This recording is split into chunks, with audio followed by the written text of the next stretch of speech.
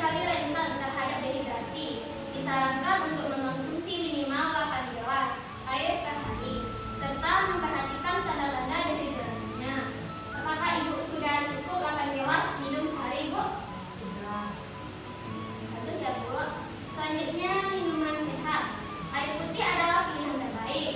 Namun, jus buah, teh herbal, dan sup juga dapat membantu mencukupi kebutuhan cairan lansia.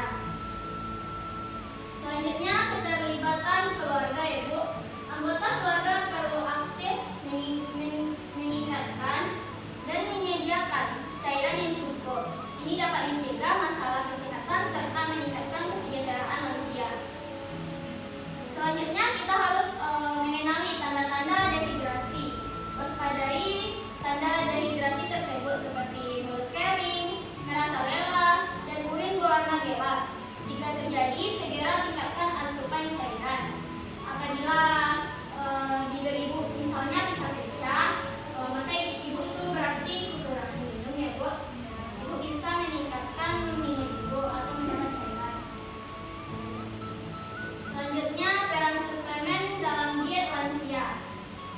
Yang pertama itu vitamin dan mineral. Suplemen seperti vitamin D dan kalsium dapat membantu mendukung kesehatan tulang. Ini menjadi penting untuk mencegah osteoporosis di usia tua. Yang kedua, konsultasi medis.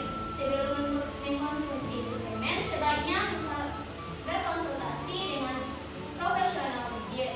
Selanjutnya, suplemen versus makanan. Utamakan mendapatkan nutrisi dari makanan. Nah, selanjutnya tantangan dalam memenuhi kebutuhan gizi lansia, yaitu hambatannya pertama kesulitan makan. Beberapa lansia mungkin mengalami kesulitan makan akibat gizi yang bermasalah atau rasa tidak enak. Selanjutnya, keterbatasan mobilitas. Keterbatasan untuk berbelanja atau